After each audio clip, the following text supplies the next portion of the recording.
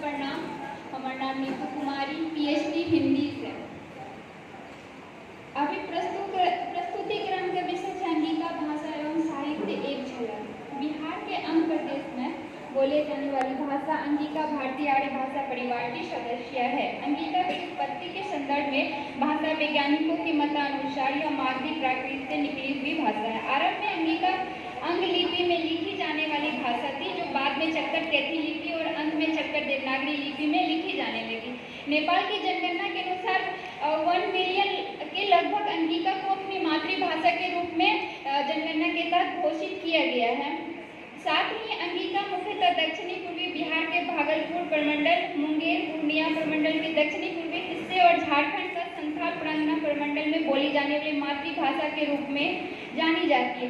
दुख की बात यह है कि 2011 की जनगणना के अनुसार जिस तरह से हिंदी और मैथिली को जनगणना के तहत डेटा में रखा गया, लेकिन मातृभाषा के रूप में हम लोग सबसे ज़्यादा बोलते हैं अंगिका, उनको अब तक कहीं भी दर्जा नहीं दिया गया। जब तक किसी भी भाषा को जनगणना में न लाया जाए और अष्टम सूची में न दिया जाए, तब तक किसी भी भाषा का भविष्य संभव नहीं है। हम जमीनी स्तर पर कितना भी प्रयास कर ले, जब तक अष्टम सूची में शामिल नहीं किया जाएगा और रोजगार के क्षेत्र में इनका कदम नहीं बढ़ाया जाएगा, तब तक अंगिका भाषा का कोई भी विकास संभव नहीं है।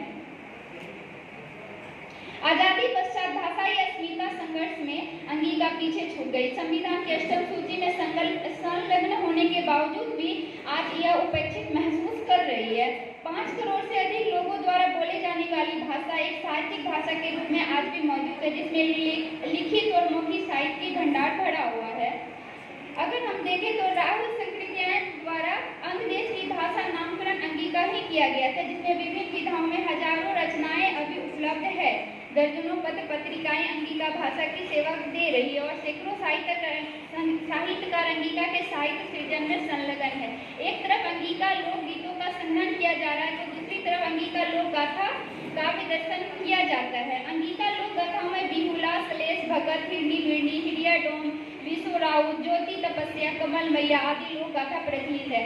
आज अंगिका व्याकरण, वर्तनी, शब्दकोश आदि उपलब्ध है। अंगिका काव्य साहित्य में सुमन सुरो, परमानंद पांडे, नरेश पांडे चकोर, डॉक्टर अमरेंद्र, डॉक्टर तेज नारायण कुशवाहा, अखिलेश झा किंकर, सुभाष रमन, अनिल चंद ठाकुर जैसे कवि सक्रिय हैं। जबकि अंगिका कथा साहित्य में कथा साहित्य परमानंद पांडे, विद्याभूषण वेन्यू, डॉक्टर चकोर, कनक लाल चौधरी आदि भी सक्रिय रूप से अपनी भूमिका निभा रहे हैं। अंगिका उपन्यास साहित्य में अनुपलाल मंडल, डॉक्टर चकोर और साहित्य अनेक साहित्यकार ऐसे हैं जिनकी बहुत ही निचली स्तर पर जाकर इन्होंने अपना योगदान दिया है।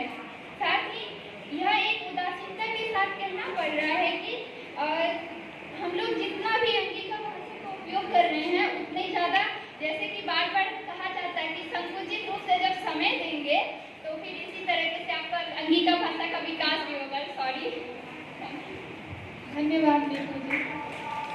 अगर मैं अनिल